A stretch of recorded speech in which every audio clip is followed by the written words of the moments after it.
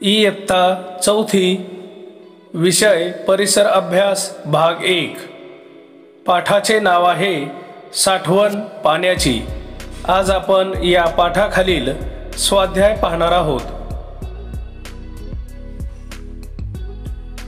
प्रश्न अ थोडक्यात उत्तरे द्या। यातील प्रश्न 1 पाणी कशासाठी साठवायचे? उत्तर 1 पाणी ही नैसर्गिक संपत्ती आहे। 2 पाण्याचा मानवासह सर्व सजीव वापर करतात। 3 आपल्याला मिळणारे सर्व पाणी पावसापासून मिळते व आपल्याकडे पाऊस केवळ 3 ते 4 महिनेच असतो। 4 पाणी साठवून न ठेवल्यास आपल्याला पुरेसे पाणी मिळणार नाही, म्हणून पाणी साठवायचे।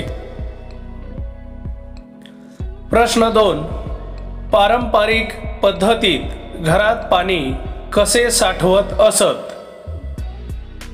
उत्तर पारंपरिक पद्धतीत घरात वाड्याबाहेरील अंगणात कमी घेराचे आड खणले जात असत। या आडांना वर्षभर पाणी असे।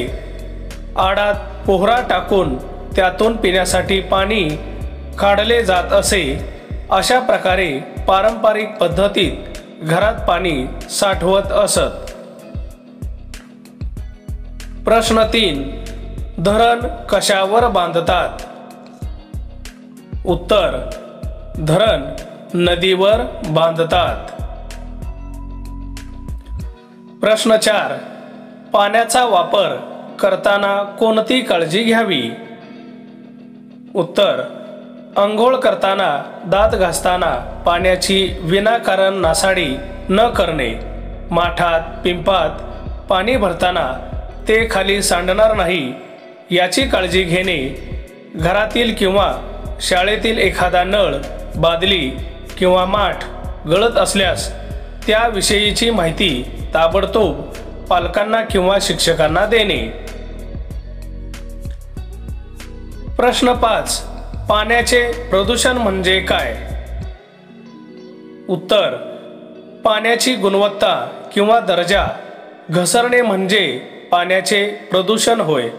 सांडपाणी, कारखान्यातील सांडपाणी, टाकाऊ व दूषित पदार्थ पाण्यात मिसळले गेल्यास पाण्याचे प्रदूषण होते। प्रश्न आ पाणी टंचाई असलेल्या भागात पाणी कसे साठवता येईल याचा विचार करा। त्यासाठी काय करता येईल ते सुचवा। उत्तर पाणी टंचाई असलेल्या भागात पाणी साठवून ठेवण्यासाठी पुढील उपाय सुचवता येतील। 1 घरातील मोठी भांडी पाण्याने भरून ठेवणे व साठवलेल्या पाण्याचा काटकसरीने वापर करणे। 2 परिसरात हौद, विहीर, तलाव, विंधन विहीर बांधणे।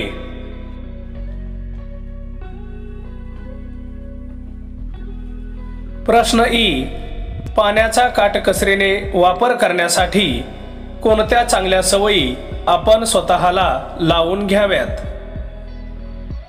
उत्तर पाण्याचा काटकसरीने वापर करण्यासाठी मी पुढील सवयी स्वतःला लावून घेईन। 1 अंघोळ करताना, दात घासताना पाण्याची विनाकारण नासाडी न करणे। 2 माठात पिंपात पाणी भरताना ते खाली सांडणार नाही याची काळजी घेणे।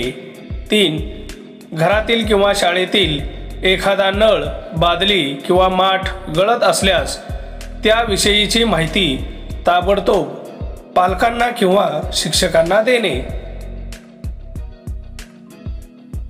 बालमित्रांनो, वरील सर्व प्रश्नांची उत्तरे सुंदर अक्षरात वहीत लिहून काढा। धन्यवाद।